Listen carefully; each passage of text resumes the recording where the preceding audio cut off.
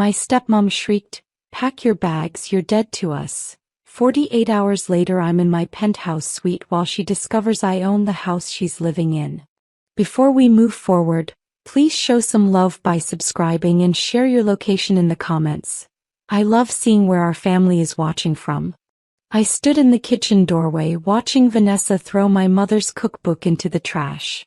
That antique leather-bound book with Mama's handwritten notes was the last piece of her I had left. My hands trembled as rage bubbled up from somewhere deep and primal. "What are you doing?" My voice cracked, but I kept it steady. Vanessa turned, her perfectly manicured hand still clutching the garbage bag. "Oh honey, I'm just clearing out old junk. This house needs a fresh start." Her smile was saccharine poison. She'd been my stepmother for 3 years, and every day she erased more of my mother's memory from this place. My father Luke walked in reading his newspaper. "What's all the noise?" "Dad, she threw away Mama's cookbook. The one with..." "Enough, Noel." He didn't even look up. "Vanessa's right. We need to move forward. Your mother's been gone 5 years." Something inside me shattered. I retrieved the cookbook from the trash, ignoring the coffee grounds staining my hands. The smell of old paper and my mother's lavender perfume still clung to the pages. This was precious to me.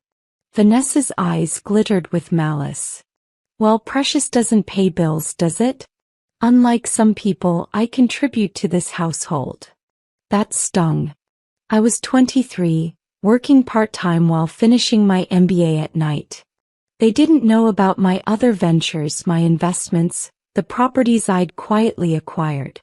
I'd learned early to keep my cards close. "I contribute," I said quietly. "Your little retail job?" Vanessa laughed, shrill and cutting. "Please. You're a burden, sweetheart." I clutched Mama's cookbook tighter, feeling the weight of secrets nobody knew.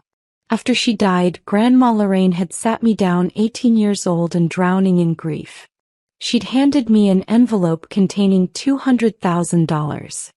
"Your mama was smart with money, baby," Grandma had whispered, her weathered hands holding mine. "She invested in properties when this neighborhood was nothing. Made sure you'd be taken care of.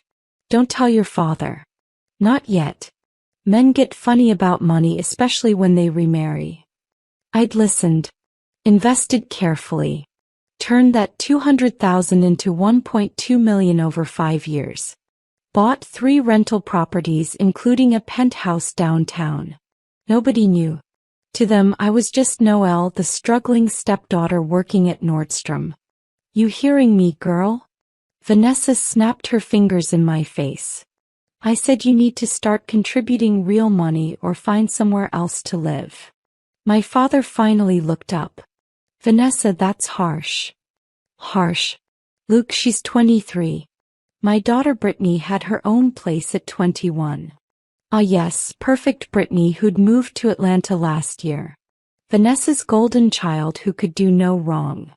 "This is my house too," I said softly. "Mama left." "Your mama left your father this house," Vanessa interrupted. "Which makes it mine now. Legally." Actually, that wasn't quite true. But I wasn't ready to play that card yet. Dinner that evening was tense. Vanessa had invited her sister, Patricia, and her obnoxious husband, Leonard. They sat at our dining table like they owned the place, Patricia's judging eyes following my every move. "So Noel," Leonard said, mouth full of pot roast, "still playing store clerk? When you gonna get a real job?" I cut my meat carefully. "I'm finishing my MBA. Then I'll..." "MBA?" Patricia laughed. "Honey, those are for people with ambition. What's your GPA, like 2.5? "Actually, it's 3.9, I said quietly. Vanessa waved dismissively. "Grades don't matter if you can't apply them. Luke, tell her. She needs a wake-up call." My father looked uncomfortable. Since marrying Vanessa, he'd become a shadow of himself. The strong man who'd held me during Mama's funeral had disappeared, replaced by this spineless stranger who let his wife disrespect his daughter. Noelle's doing fine, he mumbled. Fine. Vanessa's voice rose. She's 23, living rent-free, working minimum wage, acting like she's somebody. I'm tired of carrying dead weight. The table went silent. Even Leonard looked shocked. I'm your stepdaughter, I said, my voice shaking. Not dead weight. Vanessa stood abruptly, her chair scraping against the hardwood Mama had chosen. You know what? I'm done tiptoeing around your feelings. This is my house now. You want to stay? Start paying $2,000 a month. Rent. Due by the 1st. $2,000. In this neighborhood that was actually below market rate. But Vanessa didn't know I could write that check without blinking. I met with my attorney, James Crawford, the next morning. His downtown office overlooked the city, glass and steel reflecting the morning sun. James was 56, sharp as a tack, and had managed my mother's estate with discretion. She wants to charge you rent? James leaned back, fingers steepled. In the house your mother left in trust? She doesn't know about the trust, I reminded him. Mama's will left the house to Dad with the understanding it would eventually come to me. Vanessa thinks it's all his. James pulled out a folder. No, your mother was very specific. The house is held in trust until you turn 25 or your father remarries, whichever comes first. The moment he married Vanessa 3 years ago, the house transferred to you. Your father has lifetime residency rights, but you're the owner. My hands trembled as I held the deed. My name, Noelle Marie Johnson, owner of 4782 Oakwood Drive. The house I'd grown up in, where Mama had planted roses, where Dad had taught me to ride a bike. Why didn't we tell them? Your mother's instructions were clear. She wanted you to have leverage when you needed it. She knew your father might remarry. Wanted to protect you. Mama always was 3 steps ahead.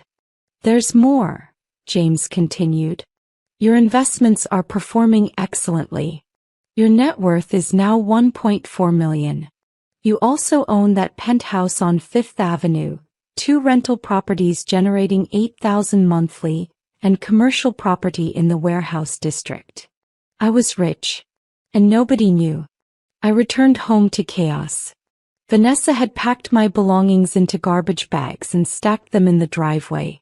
My clothes, books, photographs, everything thrown together like trash. Neighbors were watching, whispering, their curious eyes feeding on my humiliation. What the hell is this? I demanded, marching inside. Vanessa stood in the living room, arms crossed, victorious smile plastered across her face. My father sat on the couch, head in his hands. I told you, $2,000 or get out. You didn't take me seriously. The rent isn't due until the 1st. That's 2 weeks away. I changed my mind. Her eyes glittered with cruelty. I want you gone. Today. No. Pack your bags. Oh wait, I already did that for you. Dad. I turned to him desperately. You're really going to let her do this? He wouldn't meet my eyes. Maybe it's time you learned independence, baby girl. Vanessa's right. You need to stand on your own feet. The betrayal hit like a physical blow. This man had held me when I cried over boys, taught me to drive, walked me through my mother's death. Now he sat silent while his wife threw me out like garbage. Independence. My voice rose. I've been independent. While you 2 vacation in Cancun, I've been building something. But you never cared enough to ask. Vanessa stepped closer, her voice dropping to a venomous whisper. Listen carefully, you entitled little girl. This is my house now. You're dead to us. Pack your bags and get out of my sight. Those words. You're dead to us. Something inside me shifted, calcified into cold determination. Okay, I said quietly. I'll leave. I loaded my garbage bags into my 10-year-old Honda, the car they thought was my only asset. Vanessa watched from the doorway, satisfaction radiating from her like heat. Patricia and Leonard had come over, apparently for the entertainment. "This is sad," Patricia announced to no one in particular. A grown woman with nowhere to go. I closed my trunk carefully. My hands had stopped shaking. The initial shock had burned away, leaving something colder, sharper. "Where will you go?" Leonard asked, feigning concern. "Got friends who'll take you in?" "I'll figure it out," I said. My father finally emerged, looking older than his 52 years. "No, I'm sorry it came to this, but nothing, Dad. You made your choice." He tried to hug me. I stepped back. The hurt in his eyes almost made me waver. "Almost. Call me when you get settled," he said weakly. "Sure." We both knew I wouldn't. As I drove away, I watched the house shrink in my rearview mirror. The blue shutters Mama had painted, the oak tree we'd planted when I was 7, the porch where we'd spent summer evenings. All of it slipping away. Except it wasn't. Not really. I drove downtown to the Augustine Tower, pulled into the private garage, and took the elevator to the penthouse on the 42nd floor. Floor-to-ceiling windows overlooked the city. Marble countertops, heated floors, a bathroom bigger than my old bedroom. I dropped my garbage bags in the pristine living room and laughed. Then I cried. Then I called James. "It's time," I said. "Send the papers." My penthouse was sanctuary and statement. 3,000 square feet of hardwood, exposed brick and glass. I'd bought it 18 months ago for cash, $800,000. The previous owner was desperate to sell during a divorce. His loss my gain. I unpacked slowly, hanging my clothes in the walk-in closet that could fit my old bedroom twice over. My hands lingered on Mama's cookbook, now safely placed on the marble kitchen counter. Some coffee stains remained, but it was home. My phone buzzed. "Tasha, my best friend since elementary school. Girl, your cousin Monique just called me. Is it true? Did Vanessa really throw you out?" News traveled fast. "Yeah. Where are you? Come stay with me and Jerome. We got space." Tasha didn't know about my money either. I'd kept that secret tight, telling only James and Grandma Lorraine, who'd passed 2 years ago. Mama had taught me that lesson young. Quiet money moves different than loud money. "I'm good, Tash. I got a place." "A place? Where? No, what's going on?" I looked around my penthouse at the city lights twinkling below. "Come over tomorrow. I'll explain everything. Text me when you're free." After we hung up, I poured wine into a crystal glass and stood at the window. Somewhere out there, Vanessa was probably celebrating. Dad was probably drowning in guilt. Neither knew the storm coming. My laptop pinged. James had sent the documents. I reviewed them carefully, my MBA education serving me well. Everything was perfect. Tomorrow the real game began.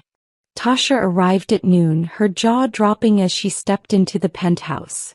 "What the entire hell, Noelle? Whose place is this?" "Wine." She spun around, taking in the kitchen with its restaurant-grade appliances, the living room with its designer furniture, the view that cost more than most people's annual salary. "Excuse me? You're what now?" I poured her coffee from my espresso machine and told her everything. Grandma's inheritance, my investments, the rental properties, the trust. Tasha listened, her eyes growing wider with each revelation. "So you've been rich this whole time? While Vanessa called you a burden." "Not rich. Comfortable. And building." I showed her my portfolio on my laptop. I wanted to make sure it was real before telling anyone. Wanted to prove I could do it. "Girl." Tasha set down her coffee. "You've been playing chess while they were playing checkers." "Something like that." "So what now? You gonna tell them?" I smiled and Tasha actually looked nervous. "Better. I'm going to show them." My phone rang. Unknown number. I answered. Is this Noelle Johnson? A woman's voice, professional. Speaking. This is Sandra Mills from Chase Bank. I'm calling regarding 4782 Oakwood Drive. We have Luke Johnson here attempting to take out a home equity loan, but our records show you're the property owner. We need your authorization to proceed. My blood went cold then hot. I'm the owner? Yes, ma'am. The deed transferred 3 years ago. Did you not know? Oh, I knew. But now Vanessa and Dad were about to find out. I drove to Chase Bank with Tasha riding shotgun. The branch manager, Sandra Mills, was a black woman in her 40s with intelligent eyes and a no-nonsense demeanor. Miss Johnson. He shook my hand firmly. This is an unusual situation. My father sat in the office looking confused and anxious. Vanessa stood beside him, her expression darkening when she saw me. What's this you doing here? Vanessa demanded. Sandra's voice was ice. She's the property owner. Without her signature, you cannot borrow against this property. The color drained from Vanessa's face. That's impossible. Luke owns that house. His first wife left it to him. Actually, I said, pulling out the documents James had provided, Mama left it in trust. The house transferred to me the moment Dad remarried. 3 years ago. I slid the deed across Sandra's desk. My father picked it up with shaking hands, reading his late wife's careful provisions. She'd protected me from beyond the grave. You've owned the house this whole time? Dad's voice broke. Yes. Then why didn't you say something when Vanessa asked for rent? When she threw you out? I met his eyes, letting him see the hurt there. Would you have believed me? Or would you have accused me of lying? He looked away. We both knew the answer. Vanessa's face twisted with rage. This is fraud. You can't just. It's completely legal, Sandra interrupted. The trust was properly executed. Miss Johnson has been the rightful owner for 3 years. You've been living in her house. The silence was deafening. Vanessa's carefully constructed world was crumbling, and I felt no sympathy. None at all. We moved to a conference room. Sandra had called in the bank's attorney to document everything. My father looked shell-shocked, but Vanessa's shock was morphing into calculation. Okay, fine, she said, her voice sticky sweet. So there was a misunderstanding. Well, honey, let's go home and talk about this. We're family. Family. I laughed, sharp and bitter. You threw me out yesterday. Called me dead to you. Had my belongings in garbage bags in the driveway while the neighbors watched. I was upset. You know how I get. I know exactly how you get. I turned to my father. Dad, I need to know something. Did you know about the trust? He nodded slowly. Your mama told me before she died. Said she wanted to protect you. I forgot about it, honestly. With everything happening after she passed. You forgot you don't own your house? I thought. Vanessa and I were married. What's mine is hers. I didn't think it mattered. It mattered when she threw your daughter out. Vanessa leaned forward. Let's be reasonable. We can work this out. You can charge us rent. A fair amount. We'll pay. I pulled out my phone and played a recording. My voice. This is my house too. Mama left. Then Vanessa's voice, crystal clear. Your mama left your father this house. Which makes it mine now. Legally. I'd been recording since the cookbook incident. Protecting myself. You knew it wasn't yours, I said quietly. You just assumed I didn't know better. Vanessa's mask finally dropped. You manipulative little bitch. Sandra stood. I think we're done here. I sat in James's office 3 days later, signing documents. Eviction papers. My father had lifetime residency rights per Mama's trust, but Vanessa didn't. She had 30 days to vacate. You sure about this? James asked gently. She called me dead to her. Threw me out like trash. She made her choice. My phone had been blowing up. Vanessa calling, texting, begging. Patricia calling me ungrateful. Leonard threatening legal action they had no grounds for. Even Brittany called from Atlanta, outraged on her mother's behalf. But Dad hadn't called. That hurt more than anything. Tasha came over that evening with Thai food and wine. We sat on my balcony, the city spreading before us like a carpet of lights. You really doing this? She asked. What would you do? Same thing. But I'm petty. He grinned. You're supposed to be the level-headed one. Maybe I'm tired of being level-headed. Maybe I'm tired of being underestimated. My phone rang again. Dad this time. I almost didn't answer. Hey baby girl. Those words used to mean safety. Now they felt like manipulation. What do you want, Dad? Can we talk? In person. I agreed to meet him at Mama's favorite restaurant, Lucille's Soul Food, the next day. Neutral ground. Public place. I wasn't ready to trust him alone. When I arrived, he looked like he'd aged 10 years. Deep circles under his eyes, shoulders slumped. For a moment I felt that old protective instinct. Then I remembered him sitting silent while Vanessa destroyed me. I'm sorry, he said immediately. Dad ordered Mama's favorite, fried catfish with collard greens and cornbread. I ordered nothing. My appetite had died somewhere between betrayal and rage. Your mother would be ashamed of me, he said. Yeah, she would. I let Vanessa take over. She was so confident, so sure about everything. After your mama died, I felt lost. Vanessa seemed to have all the answers. So you let her erase Mama. Let her disrespect me. Let her throw me out of my own house. He flinched. I thought I was helping you be independent. By humiliating me. Dad, she called me dead to her. You sat there and let her. I know. God, no, I know. I failed you. Tears streamed down his face. I failed your mama too. She trusted me to protect you, and I chose my ego and comfort over my daughter. His words were everything I'd needed to hear 3 days ago. Now they felt too late. Vanessa has to leave, I said firmly. The eviction stands. I understand. I'm leaving too. That surprised me. You don't have to. The trust says. I can't stay in that house without your mama and now without you. It's not home anymore. He reached across the table and I let him take my hand. But I'm leaving, Vanessa. I already filed for divorce. My heart clenched. Dad.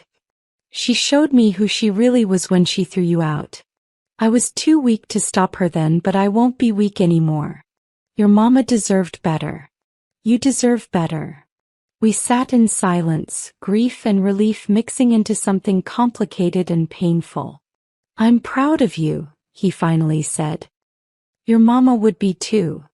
6 weeks later, I stood in my childhood home, now truly mine. Vanessa was gone, her belongings cleared out, her presence scrubbed from every corner. Dad had taken an apartment downtown, close to his accounting firm. We had dinner once a week now, rebuilding slowly. I'd hired contractors to restore Mama's vision. The walls she'd painted lilac, the garden she'd planted, the kitchen where she'd created magic. All of it coming back to life. Tasha helped me hang pictures in the living room. Mama in her wedding dress, young and radiant. Me at 10 missing my front teeth. Dad teaching me to fish. A family that once was. You keeping it or selling it? Tasha asked. Keeping it. Maybe rent it out. Maybe live here again someday. I smiled. Options are nice. My phone buzzed. A text from Luke. Dinner Sunday? My place? I'll cook your mama's jambalaya. I typed back. I'll bring dessert. We weren't fixed. Might never be fully fixed. But we were trying, and that counted for something. Vanessa had sent one final text last week. "You'll regret this. You're vindictive and cruel." I'd blocked her without responding. Some people never learn that consequences aren't cruelty. They're just accountability. I locked up the house and drove back to my penthouse as sunset painted the sky orange and gold. My phone rang. A developer wanting to discuss my warehouse property. A tenant reporting a minor repair need. The property manager confirming next month's rental income. I was 23, a property owner, a landlord, a woman building an empire mama would be proud of. I'd been called dead, worthless, a burden. But I was alive, thriving, and finally free. In my penthouse suite, I raised a glass to the city, to mama, to the future I was creating one choice at a time. Vanessa had wanted me gone. She got her wish. Just not the way she'd imagined. And that made all the difference.